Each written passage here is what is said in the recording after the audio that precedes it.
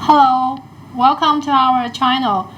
This is the second affiliate hospital, Zhejiang University School of Medicine. Sorry for the delay, we have some technical issues, but we have solved it. So welcome to our channel. So today we are going to share some knowledge about fertility preservation of uterus. So Dr. Deng here, she will tell us, she will talk about this topic with us today. So if you have any questions, please feel free to type in the chat box at the bottom. And Dr. Deng is a gynecologist in our hospital, and she had her training in the University of Chicago before. So I'll turn it to Dr. Deng now. Please, Dr. Deng. Thank you. So sorry for the delay, everyone. Hello. It's my pleasure to meet you here. I'm Dr. Deng. I'm a specialist of gynecology oncology in the second affiliated hospital, Zhejiang University School of Medicine. As an MD PhD, I had my training in the University of Chicago, the Department of Medicine. Today, may I have the honor to share the information about the fertility preservation of uterus. I'd love to take it as a close conversation between us. So if you guys have any questions, please feel free to send me the message through the WeChat. We can see and answer it for you. So let's start our journey with a poetry. It's nurtured seeds of mankind with love and passion. Hold it tightly and provide it with a safe sanctuary. Afloat on the food chamber, a perfect bed for fetus. Dark, warm, soft, and shockproof, solidly protected even on move. We are sleeping soundly in mother's womb until we are ready to bloom. So let's say hi to the uterus. And the uterus, also known as the womb, is an upside-down pear-shaped organ, well located in the pelvic cavity of a female. Your uterus is about 3 inches from top to bottom and 2 inches wide.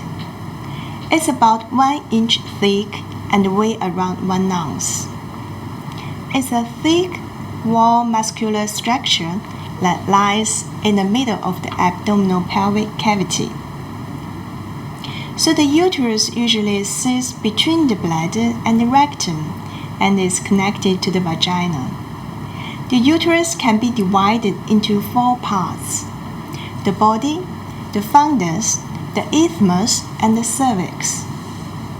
So the fundus is the uppermost and widest part of your uterus. It connects to the fallopian tubes. The corpus, the main body of the uterus. This is where a fertilized egg implants during pregnancy. While the isthmus, that part between the cavity and the cervix, is where your uterus starts to narrow or thin. While the cervix, the lowest part of the uterus is the cervix, is very hard and which opens to the vagina. The cavity of the body is shaped like an inverted triangle, connected to the fallopian tubes. So if conception occurs during your menstrual cycle, the fertilized egg implants into your uterine lining. The fertilized egg, we also call it a blastocyst, will burrows into the endometrial lining of your uterus. This is when pregnancy officially begins, and you miss your menstrual period. Your uterus grows and stretches like a balloon 1,000 times larger than before to accommodate your growing baby. It will provide mechanical protection for the fetus and nutritional support. It contracts during labor and delivery to help push your baby out of your vagina. So each month, the uterus prepares for the fertilization. During your menstrual cycle, the lining of your uterus goes through several changes. We can see in the picture down below, the lining, we also can call it the endometrial lining, gets thicker and rich with blood as you near ovulation. We can see it, we call it the proliferative phase. The ovary will ovulate and it will secrete estrogen, which can promote the lining cells to proliferate. If an egg is fertilized during that cycle, it implants into the lining of your uterus, and pregnancy begins. If the fertilization does not occur, the uterus will eventually shed its lining as menstruation. So our period is coming and starts its preparation over again for the next month. Also, we can see there is another phase in the period. We call it the luteal phase. The ovary after the ovulation, it will form the corpus luteum, which can secrete the progesterone. That is a female hormone that will make the lining into the secretory phase. Also, it's a protection of the lining. It's a protection of our endometrial lining. So sometimes in the clinic, the patient will ask me, what happened to my uterus after the delivery? Well, your uterus is one of the most unique organs in your body. It can stretch from the size of a lemon to the size of a watermelon during the pregnancy. Your uterus can be up to 2 pounds when your baby is born, and your uterus will shrink down to its normal size and position about 6 weeks postpartum. So it's magic, right? Previously, I introduced the anatomy and function of the uterus. Now we are going to see the malfunction of the uterus that can lead to infertility.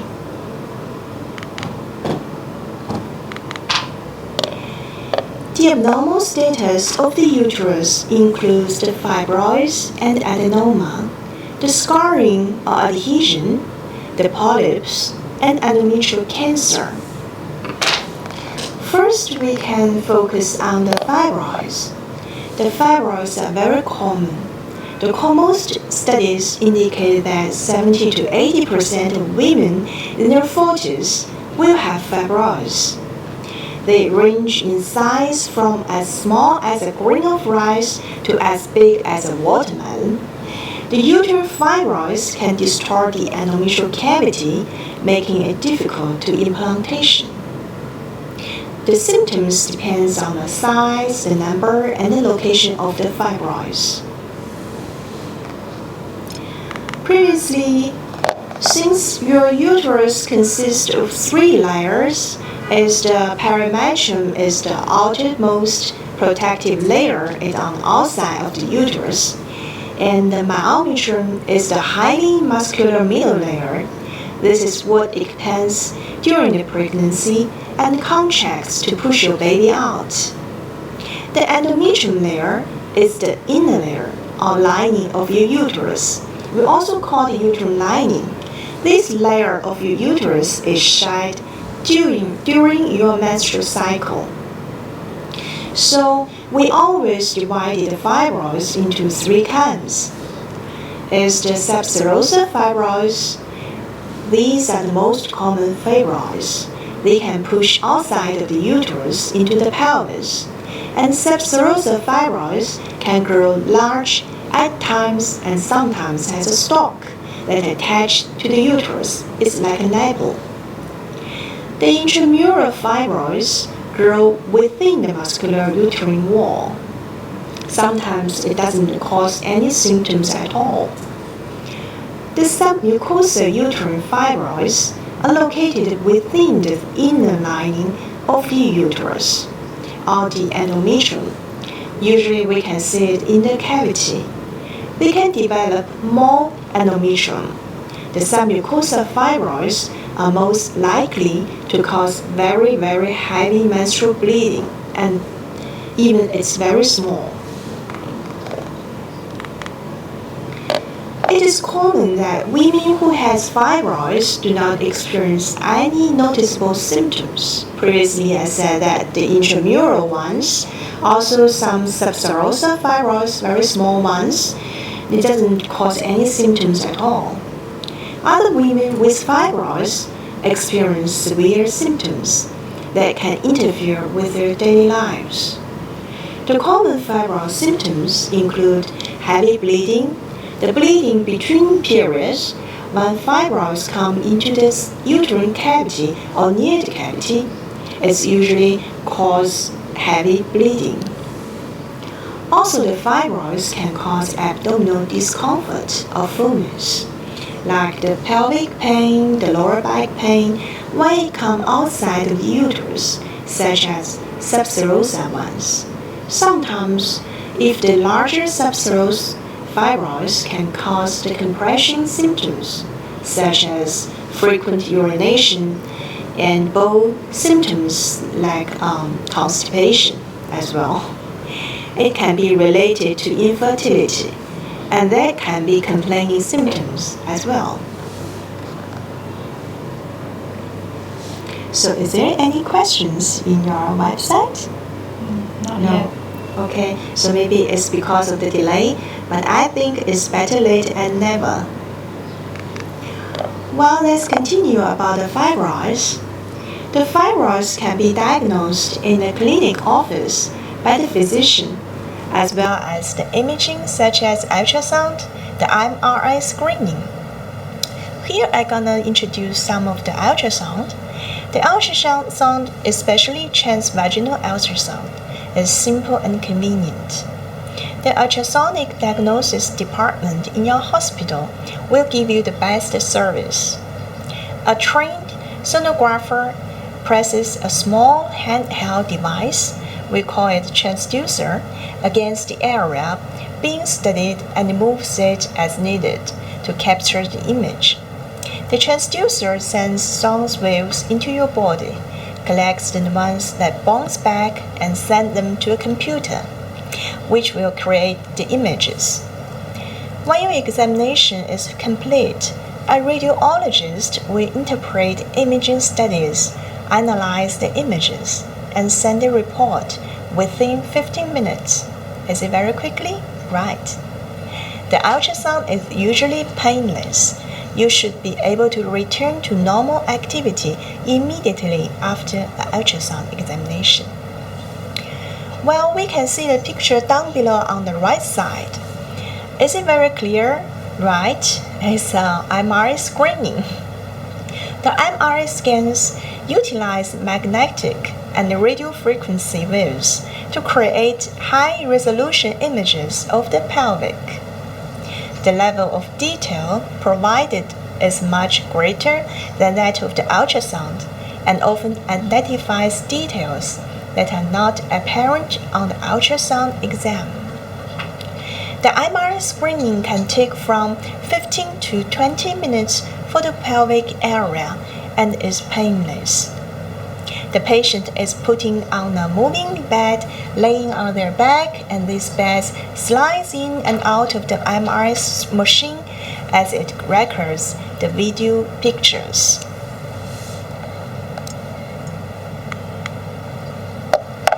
Well, the uterine fibroids can affect fertility in a variety of ways. Well, if the fibroids grow and block the uterus or fallopian tubes, they can make it harder to become pregnant. They may also have other negative effects on pregnancy, including increased risk of miscarriage and preterm labor, and also abnormal attachment of placenta, increased likelihood of delivery by C-section, the postpartum hemorrhage. So we can see that only very small submucosa, the fibroids, can cause all the upper side effects of the uterus and will affect our fertility function. So if you have fibroids and experiencing infertility, please come here and consult gynecologist and fertility specialist. We can develop a treatment plan that can maximize your chance of a successful pregnancy. If surgery to treat the fibroids is needed before pursuing the fertility treatment, myomectomy is likely your best option. Don't be afraid. On the right side picture is the fibroids. During the myomectomy, I took almost 20 of them out of the one uterus, and the patient is well recovering now. Sometimes in the clinic, the patient will ask, why is me? What is the cause of fibroids? Why is me? Well, they are quite frequent in the general population since the trigger of the growth of the fibroids is estrogen. It's a female hormone, very normal one. Make us very younger, make us beautiful, make us young, so the growth increases with maternal age. Generally, the uterine fibers shrink after menopause, but hormone therapy after menopause may cause symptoms to continue. The several risk factors for their occurrence have been identified so far, like race. The studies have found that the fibroids are more common among African American women. Also the age. The women younger than 35 years of age have the faster growing tumors. In addition, waiting to get pregnant until age 30 or older places the women at higher risk of developing fibroids. Also, the early menstruation. If you have your first period at a very early age, like 10 or 11, increases the risk of developing fibroids. Genetic factors. The researchers found that some specific genetic alterations are linked to fibroid growth. Also, the general health status. Obesity and high blood pressure also may play a very important role in fibroid development and growth. Here comes the diet. A diet rich in red meat appears to increase your chance of developing fibroids. Low intakes of fruit, vegetables, and vitamin D, as well as pollutants in food. Still, is there any questions? We have one question, but I think we'll answer it at the end of the lecture. Okay, so let's continue, right? Well, another cause of the uterus infertility is scarring or adhesions from previous surgery or infection of the endometrium. We also call it Asherman syndrome. The Asherman syndrome is a term used to describe scar tissue inside the uterus. We can see from the picture down below. The scarring can be mild with thin stretchy bands or more severe dense thick bands. The uterine scarring is caused by trauma to the lining or the inflammation. Potential causes for the scarring include surgical, like dilation in the curettage for abnormal uterine bleeding, also the recent placenta after delivery, the C-section as well. The symptoms of Asherman syndrome might include a lighter period, we can call it hypomenorrhea, or no period, we call it amenorrhea. The scar tissue can cause cyclic pelvic pain because the menstrual blood trapped in the uterus. It can also cause recurrent pregnancy loss or unable to conceive. It's very unlucky. The treatment of the uterine scarring involves hysteroscopy. We can remove the scar tissue or fibrous bands with the specialized scissors or cutlery devices during the hysteroscopy. That's my picture. During performing the hysteroscopy for the patients. And also here comes the polyps, also known as the endometrial polyps. The overgrowth of the endometrium, which extends into the uterine cavity. Usually these structures are benign, while most polyps are harmless. Don't worry about it. It can be single or multiple. Some women have only light bleeding or spotting. Others are symptom-free. The symptoms of uterine polyps include irregular menstrual bleeding, for example, having frequent unpredictable periods and longer period than before, bleeding between menstrual periods, and excessively heavy menstrual periods. Also the vaginal bleeding after menopause. I think the last one is very important and very dangerous because the vaginal bleeding after the menopause sometimes indicate the endometrial cancer. And also the last one symptom is the infertility. The diagnosis starts with the ultrasound, either 2D or 3D ultrasound. The uterine polyps have been linked to unstable estrogen levels caused by some issues such as obesity and high blood pressure. The menopausal women are also more likely to develop polyps. Well, the indication for the surgical treatment depends on symptoms and the size of the polyps. If there is a polyp of over 1 centimeter in China guideline, over 1 centimeter, you would usually act on it. Especially if you have a patient who has already had some cycles and some problems before IVF or artificial reproductive treatment cycle. That would be a very clear indication to be acting on the presence of the polyps. The surgical treatment is rather very easy. So does the polyps links to infertility? Well, we can see on the right picture down below.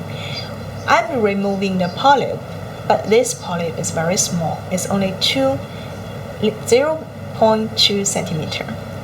The polyp is located at the opening of the fallopian tube. While several good studies means that the removal of the polyps indicates the chances of conceiving, while the reason of the polyps should be preventing the embryo, and also these growths can block the cervical canal and sometimes will block the open of the fallopian tubes. When doctors decide to remove the polyps, there is an increase in the success rate of natural pregnancy. There is also a 35% increase in the successful of assisted reproductive technology like IVF.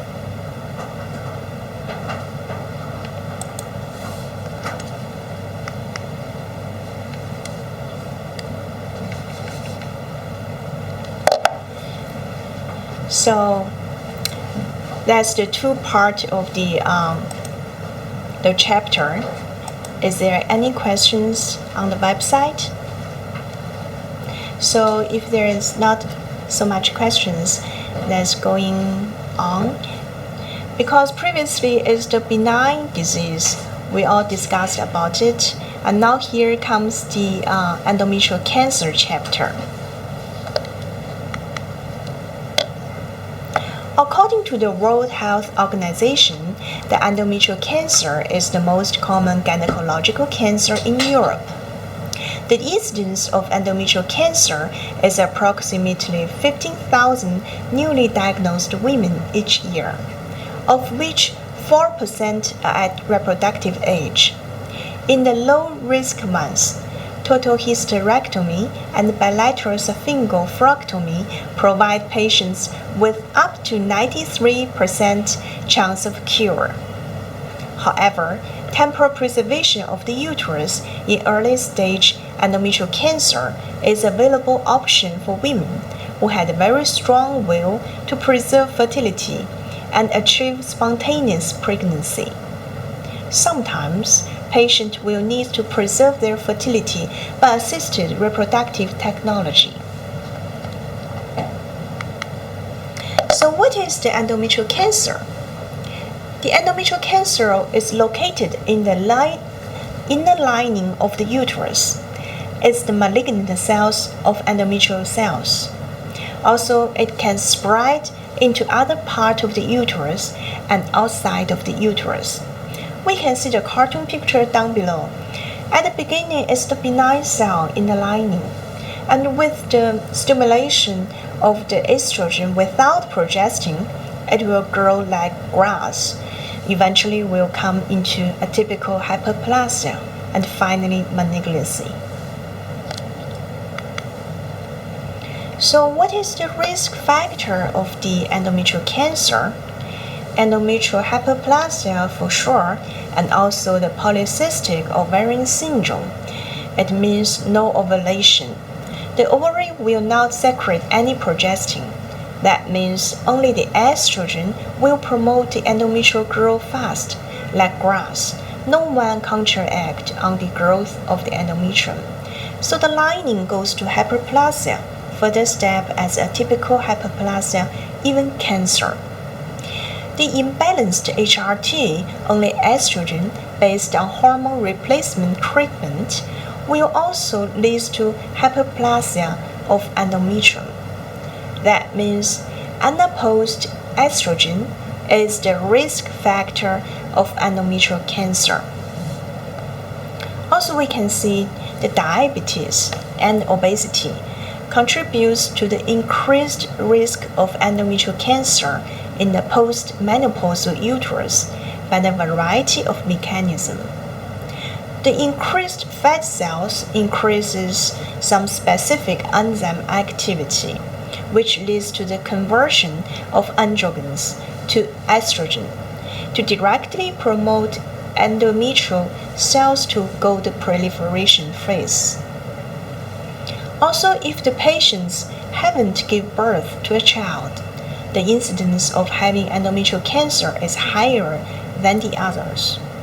The family history of endometrial cancer might indicate the patients have abnormal genetic conditions, such as Lynch syndrome, especially of the patients younger than 40. This increases not only endometrial cancer risk, but also other kinds of cancers, such as colon cancer and breast cancer.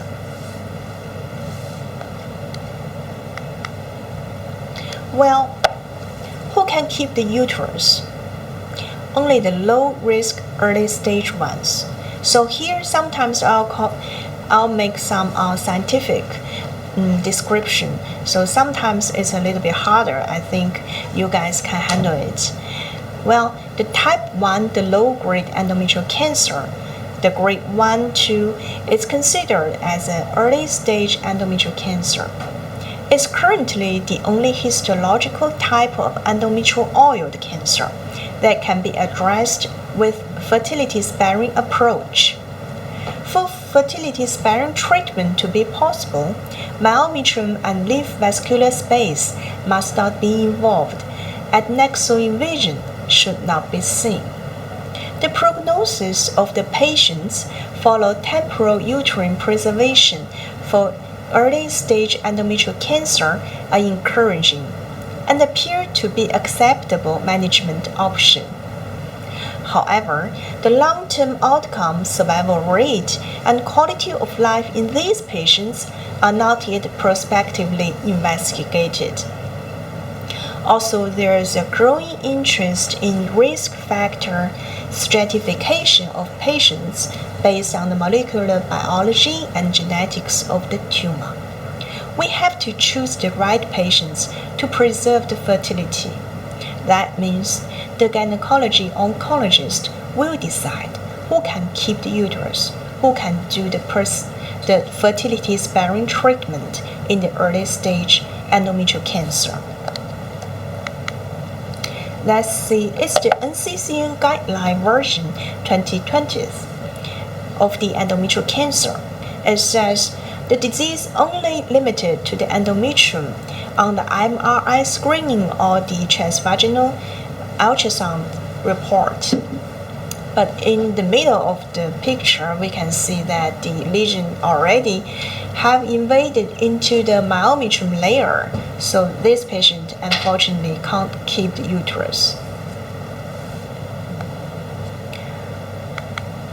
So what shall we do to preserve the fertility? Let us see, the patients will receive hormone therapy with progestin, early administration, and IUD. The type of fertility-sparing surgery before the start of hormone therapy was reported and consists of hysteroscopic resection or dilation and curettage. The metformin, yes, the metformin. The metformin can be added to the conservative treatment of endometrial cancer.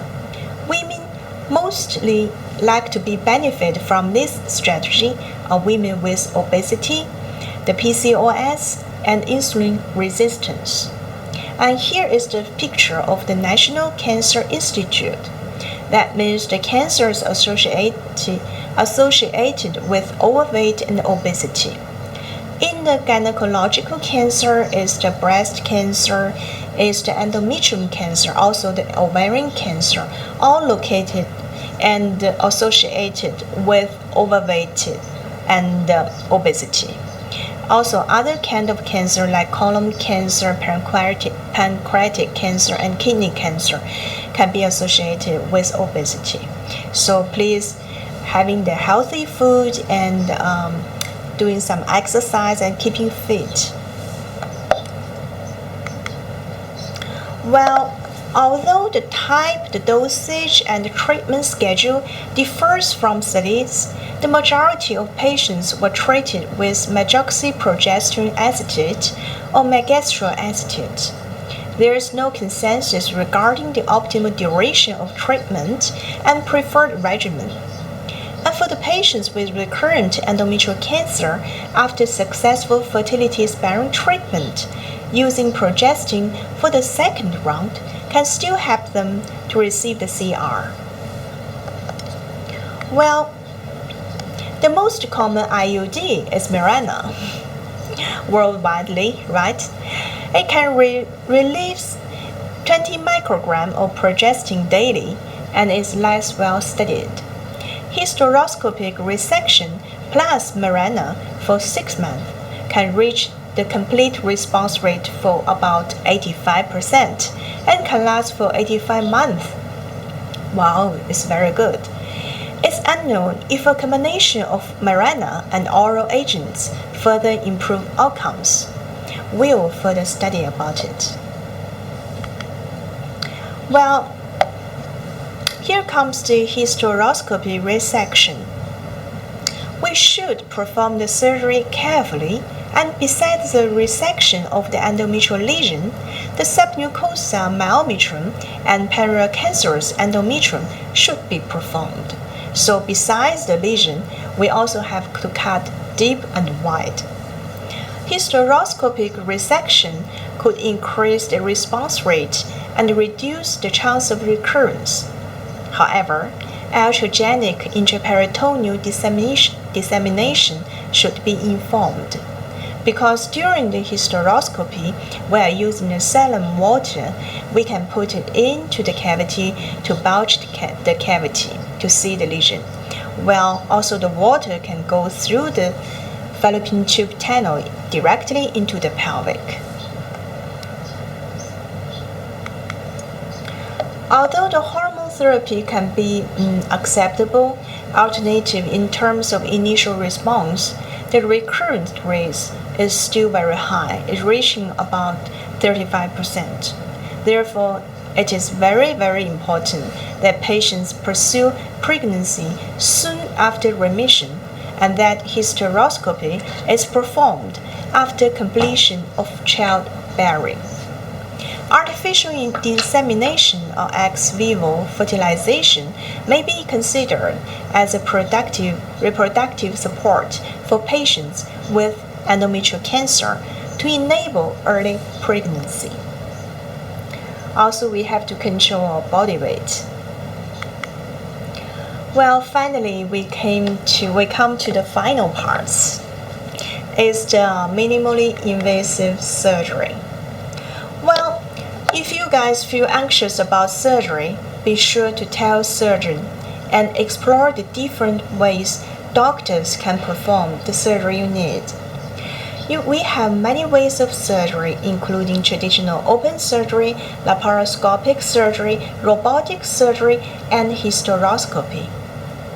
The traditional open surgery, where a surgeon operates with handheld instruments through a large cut. However, you could also be a candidate for a less invasive approach, requiring just a few small cuts, called minimally invasive surgery. Minimally invasive surgery includes laparoscopic surgery, robotic assisted surgery, and hysteroscopic surgery. The laparoscopic surgery involves placing a light telescope with a camera into a belly through a very small incision in the belly button. It allows us, the doctors, to see everything in the pelvic and the abdomen, and use instruments to actually remove the lesions and structures like the uterus, the ovary, the fallopian tube, etc. We can perform many things, and what conditions are treated with laparoscopic surgery? Almost all of them. The fibroids, the adenomas, and endometriosis, the ovary cysts, and ectopic pregnancy, also the pelvic floor disorders, and we can perform myomectomy, cystectomy, hysterectomy, and cancer staging procedures as well. While the robotic laparoscopy, also called robotic assisted surgery, it uses the laparoscopy instruments controlled by a surgeon seated on a console. The console gives the surgeon a high-definition magnified 3D view of surgical site. Wow! It allows doctors to perform many types of complex procedures with more precision, flexibility, and control than it is possible with conventional techniques. There are more than 100 cases performed each year in our GYN department. The hysteroscopy uses a light telescope and is inserted through the vagina and cervix to see the inside of the uterus. There are no incisions made. Hysteroscopy may be used to look inside your uterus. A thin camera is passed through your cervix into the uterus, give your doctor the most accurate information about the uterine cavity. Most of these equipment have a second channel where you can insert instruments to operate. The big advantage of hysteroscopy is that you can see, you can diagnose, you can treat it at the same time. It can be done either in the office or in your daily surgery center under anesthesia. 1 or 2 hours after the surgery, you can walk home. Well, the benefits of minimally invasive surgery are improved recovery time and decreased complications when compared to open surgery. It's important to also know that the outcomes, as far as treating the cancer, are also equivalent between the two. So as far as possible, minimally invasive surgery is preferred because of the reduced complication rates with this technique. Also, the incisions are smaller. Minimally invasive surgery is less painful than open surgery. This means that the women need less pain medication and recover more quickly. Here is the photo of the working in the remote area previously in Guizhou. I performed the single-site platform, which allows us to perform similar types of surgery only through one incision through the belly button. That means no additional scar on the anterior abdominal wall. We are able to do increasing complex procedures through one small incision.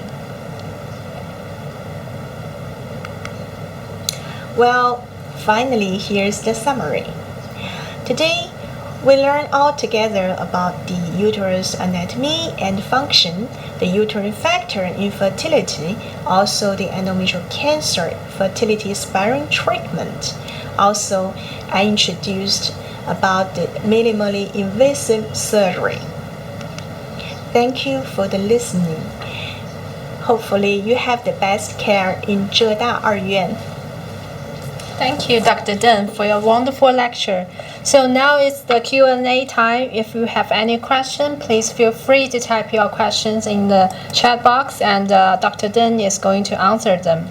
So we have 2 questions in chat box already. So one audience is asking if she finds fibroids, and in the follow-up exam, and this fibroids doesn't grow bigger and bigger. It just stay as the same as it was. So that can she leave it untreated? Anything else? Sure, you can leave it. You can leave it as if you don't have the fibroids as well. Well, also in the clinic, sometimes I'll hear some questions is how much is too much bleeding with fibroids?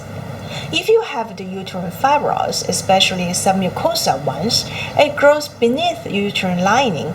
It's very common to experience bleeding that lasts longer than 8 or 9 days. And the bleeding is heavier than before. Normally it's 100 ml each period or even more.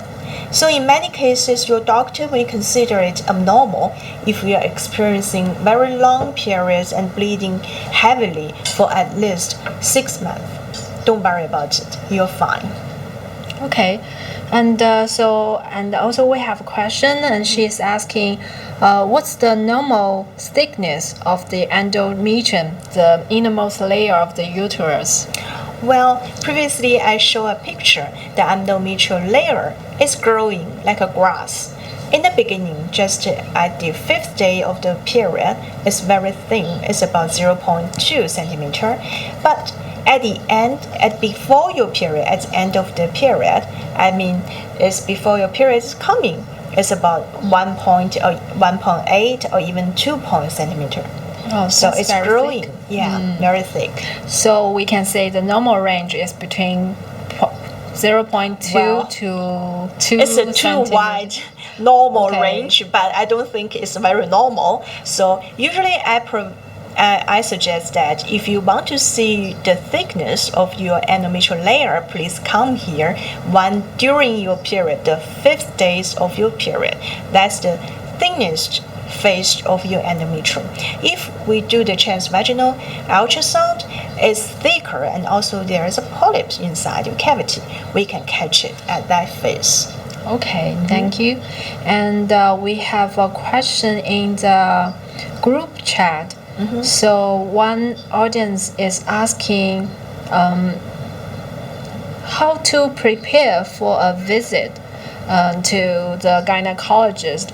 Sometimes people kind of afraid to visit the hospital and to see a gynecologist because we know the treatment in the gynecology is not that very friendly for patients. I think sometimes it's uncomfortable, right? Yeah. So don't be nervous. How to prepare for the visit, right? Yes. Yeah, how to prepare for the visit to the gynecologist. So, well, please come here besides your period. Don't come here during your period. We can't do anything during your period, right? And also, don't have sex the night before that. And also, you can keep the checking of your cycle, maybe for 2 or 3 cycles. You can write it down for your gynecologist. Also, if you have the medical records previously, you can bring it here. And don't be nervous about everything, and come prepared with the list of the questions, and we can do it very softly and comfortable. Okay, and so someone is asking, is a polyp of 6 millimeters normal, or like if it will affect the pregnancy? 6 millimeter. Okay. Yes. Well, I think previously I introduced in China, we do have the guideline as to 1 centimeter. I think the 6 ml is a little bit smaller, but if you have the symptoms like dripping, like the longer period, also the bleeding between your period, it will comes to removal of the polyps. Well, sometimes removal of the polyp will increase the chances of conceiving. If you and your husband fail to have a baby for almost 3 or 4 months, I suggest you to do the hysteroscopy to fully discover the cavity of your cavity. Also can remove the polyp off. Okay, so then what patient should expect, like for a polyp removal surgery? What to expect during such surgery? Okay, so expect. I think the women undergoing the polypectomy, I think they should follow the doctor's suggestion all the time. At the beginning, we should stop some medications, and no smoking, no drinking before the surgery. And also after the surgery, I will expect some very mild vaginal bleeding and little mild cramping a little bit for a few days. And you should follow the instructions of doctors carefully, which may include refraining lifting, exercises, or sexual intercourse. And at some point, we'll send the polyps for the cancer tests, for the pathology examination. It will come out the result for about 1 week in your hospital, and recovery typically takes up to 2 or 3 weeks. It'll be fine. Will it be painful after surgery? No, it won't be. You don't have any feeling except maybe a little cramps. bit cramping, a little bit. Okay. Only for 5 days. That's a good news, maybe. Yeah, it's a good news. Okay. If you have any question, again, please feel free to type in the chat box. So now we have a question about periods, like if we have an audience is asking if my period is irregular or awful. Mm-hmm. So what can I do to make it better, to improve it? Like, women always pay attention to their periods. Yeah, no. So in China, also in the worldwide, if your periods are giving you a lot of trouble, I think no matter where, no matter the boundary, the country, all the women are suffering from the period sometimes. If you're feeling awful during your period, is also giving a lot of trouble every month, you don't just have to suck it up and deal with it. We have many solutions. The enzyme commonly can ease your pain, but sometimes do not take it if you have the ulcer of the gastric. Also, the contraception pills, as well. Besides the contraception side, a pill is an option that many women choose to help manage our periods, even if we don't need it for the contraception. And sometimes IUD can make it, but I think IUD is for some women you don't want to have a baby again. So sometimes we can take the pill, the contraception pills. Does it affect our body, like in other ways? No, it's completely safe. Not that completely safe. Oh, okay. Sometimes as a hypothetic and the kidney will do something which will cause some malfunction to the kidney or liver if for the long time, and also for the women older than 40, also the smoking woman, it will increase the chance of the VTE, the vein embolism of the lower venous, the embolism. Okay, so we should, if we want to take the medicine, maybe we should follow the doctor's prescription. Yes. Yeah, that's better. Someone is asking how to clean vagina better. Well, how to clean it better is just using some water and using the soap. And our vagina has the self-clean system, so please do not douching it. Sometimes I can see some Chinese patients doing the douching all the way, and they're complaining that they're not feeling well, all the way feeling well. I think the active cleaning integrants will use some douche. It can interfere the healthy vaginal discharge and also the pH unbalancing. So please keep cleaning the outside, not douching inside. Okay. Yeah, I think that's very useful to know. Okay, I think that's all the questions we have in the chat box and in the group chat. If you have any questions, please type in chat box. If not, maybe we will just wrap it up for today. So again, thank you, Dr. Deng, for your wonderful lecture and for the Q&A section. And Dr.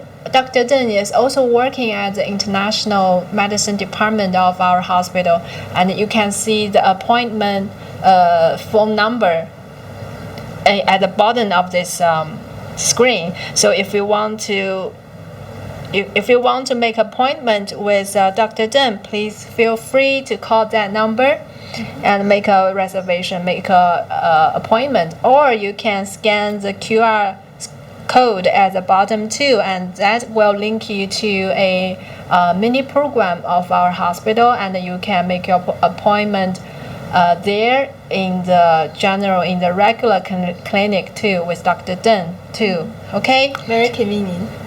Thank you again for your attention. Thank you. Thank you.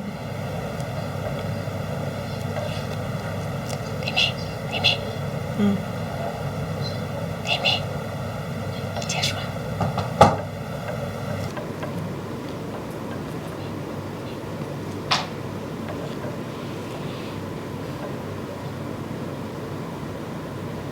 好声音呀。